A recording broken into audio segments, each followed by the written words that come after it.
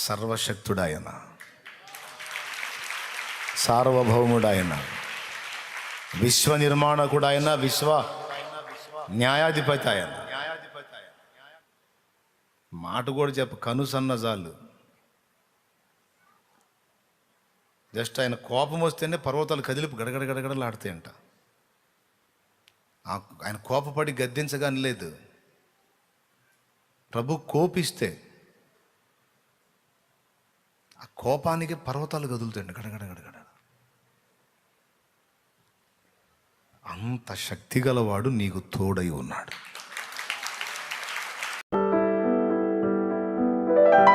చూడండి, మనుషుల పక్షంగా మనుషులు ఉంటారు. మనుషుల బలం ఎంత, మనుషుల శక్తి సామర్థ్యాలు ఎంత, నాసికారంధ్రములలో జీవవాయువు కలిగిన వాళ్ళు ఏ చిన్న సమస్య వచ్చిందో అంతే శవమైపోతారు. ఈ విశ్వమంతటి నిర్మాణకుడు దేవుడు ఈ లోకంలో ఉన్న ప్రతి దాన్ని ఇంకొకటి జయించగలిగిద్ది. ఇప్పుడు ఉదాహరణకి జంతువులన్నింటిలోనికి పెద్ద సైజు ఏది? ఏనుగు అనుకోండి. ఇక ఏనుగుని ఏది జయించలేదా? ఏనుగుని సింహం భయపెట్టిద్ది. సింహాన్ని భయపెట్టే మరికొన్ని ఉంటాయి, వాటిని భయపెట్టే మరికొన్ని ఉంటాయి. అట్లాగే మనుషుల్లో కూడా మనుషుల్ని భయపెట్టే వాళ్ళు కొంతమంది ఉంటారు, వాళ్ళని భయపెట్టే వాళ్ళు కొంతమంది ఉంటారు. అట్లాగే ప్రతి దానికి జయించేది ఇంకొకటి ఉంటుంది. సింపుల్గా చెప్పాలంటే తాడిని తన్నేవాడు ఉంటే తల తన్నేవాడు ఇంకొకడు ఉంటాడు. కానీ ఎంతటి వాడున్నా ఎవ్వరూ జయించలేని ఒకే ఒక వ్యక్తి దేవుడు. గట్టిగా ఆయన ఎవరు జయించలేరు. ఆయన ఎవరు జయించలేరు. అదేంది, యాకోబు జయించాడుగా, దేవునితో పోరాడి జయించితివి కనుక నీకు ఇశ్రాయేల్ అని పేరు పెట్టాడుగా అంటారేమో. ఏంది ఆయన జయించింది? అది కన్నీటి ప్రార్థనతో, భక్తితో, పెనవేసుకొని ఆ ప్రేమతో గెలిచాడు. ఢీ కొట్టమను నిజంగా దేవుణ్ణి ఢీ కొట్టమను. పోరాడాడు తెల్లవార్దులు దేవునితో, పెనుగులాడి ఆపడాన్ని చూశాడు, ముచ్చటపడి చూశాడు. అసలు యాకోబు పట్టుతో దాని వెనుక ఒక ఆత్మీయ అర్థం ఉందిలే. మనకు పాఠం కోసం దేవుడు ఒక ఆలోచనలో ఉంటే యాకోబు ఆపోజిట్ ఆలోచనతో దేవునినే బలవంతం పెట్టి లోపరుచుకోవాలని చూశాడు. కొన్నిసార్లు మనం మన చిత్తం నెరవేర్చుకోవడానికి దేవుణ్ణి లొంగదీయడానికి ట్రై చేసిన దానికి గుర్తు యాకోబు ఫైటింగ్. చూసి అతనిని ఎంతకి గెలవకుండుట చూచి తొడ గూటి మీద ఒక్కటే ఒక దెబ్బ కొట్టాడు. అంతే, గూడు వసిలింది. యాకోబు అప్పటికి రొమ్ము అనిచ్చిన యాకోబు ఇప్పుడు కాళ్ళు పట్టుకున్నాడు, లొంగాడు. అప్పుడు ఆశీర్వదించి వెళ్ళాడు. కన్నీటితో దేవుణ్ణి ఆకర్షించాడు, భక్తితో పట్టుకున్నాడు, సాధించుకున్నాడు. అంతేగాని విడిగా దేవుని శక్తిని ఎదిరించి దేవునికి ఆపోజిట్లో నిలిచి ఎవడైనా మనుగడ సాగిస్తాడా?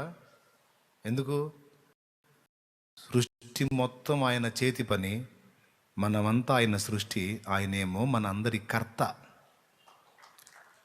సైతానుగాడు సైతం ఆయన సృష్టే, దయ్యాలు సైతం ఆయన సృష్టే. కొంతమంది అమ్మో చాలా శక్తివంతమైన చేతబడి ప్రయోగం అంట, చాలా శక్తివంతమైన మాంత్రిక విద్య అంట. ఎంత చాలా? దేవుడి కంటే చాలానా?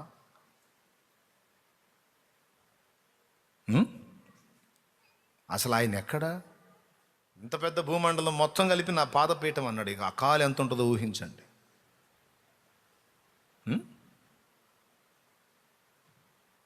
ఎంత పెద్ద ఆకాశం నా సింహాసనం అన్నాడు. ఇంకా ఆయన ఎంత పర్సనాలిటీ ఉన్నాడో చూడండి.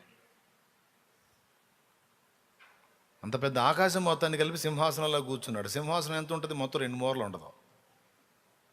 సింహాసనం యొక్క కైవారం మొత్తం 1 మూరన్నర ఉంటుంది, అంతే కదా. ఒక పర్సన్ అట్లా కూర్చొని, ఒక సింగిల్ సింహాసనం, దాని కైవారం మొత్తం 1 మూరన్నర ఉంటుంది. పాదపీఠం కూర్చుంటాడు డిగ్నిటీగా. ఇంత పెద్ద ఆకాశాన్ని ఈ భూమండలాన్ని, ఆకాశాన్ని సింహాసనం చేస్తే భూమండలం వచ్చిన పాత పీఠంలా చేసుకుని కూర్చున్నాడు. ఊరకు పోల్చి చెప్పాడు. అసలు సొలొమోను అయితే ఆకాశాలు నిన్ను పట్టజాలవన్నాడు. ఏ చేతబడి, ఏ చిల్లంగి, ఏ బాణామతి, ఏ సైతాను, ఏ దయ్యం, ఏ దురాత్మ, ఏ ప్రేతాత్మ, ఏ ఆత్మ, ఆత్మ మొత్తం అయిపోద్ది. కైమా కీమా సర్వశక్తుడాయన, సార్వభౌముడాయన, విశ్వ నిర్మాణకుడాయన, విశ్వ న్యాయాధిపతి ఆయన. మాట కూడా కను సన్నజాలు. జస్ట్ ఆయన కోపం వస్తేనే పర్వతాలు కదిలిపి గడగడలాడతాయంట. ఆయన కోపపడి గద్దించగాని లేదు. ప్రభు కోపిస్తే ఆ కోపానికి పర్వతాలు కదులుతాయండి గడగడ. అంత శక్తి గలవాడు నీకు తోడై ఉన్నాడు. అలాంటి వాడు నీ పక్షమున చేయి అడ్డబెట్టి నిలబడ్డాడు. రారా ఎవడొస్తాడో అని. ఇంకెక్కడ?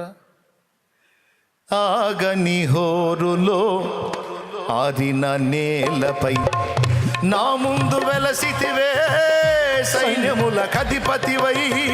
ఆగని హోరులో ఆదిన నేలపై నా ముందు వెలసితివే సైన్యముల కధిపతివై. పరాక్రమశాలివై నడిచావు కాపరిగా, పరాక్రమశాలివై నడిచావు కాపరిగా, పరాక్రమశాలివై నడిచావు కాపరిగా, పరాక్రమశాలివై నడిచావు కాపరిగా. యేసయ్యా నీవు వెలిగించినావు, సుడిగాలిలోనైనా జడివానలోనైనా ఆరిపోదులే నీవు వెలిగించిన దీపము. నీవు వెలిగించిన దీపము, నీవు వెలిగించిన దీపము, నీవు వెలిగించిన దీపము. దేవునికి మహిమ. ఆయన బలం తెలుసుకోవాలి. ఆయన ఎంత శక్తి గలవాడో, ఎంత పరాక్రమవంతుడో, ఎంత పౌరుషం కలిగిన వాడో, అసలు ఆయన స్థాయి ఏందో నీకు తెలిస్తే ఇదే మాట అంట. ఆయన నా పక్షమును ఉంటే అసలు నాకు విరోధి ఎవడో ఉంటాడా? వాడు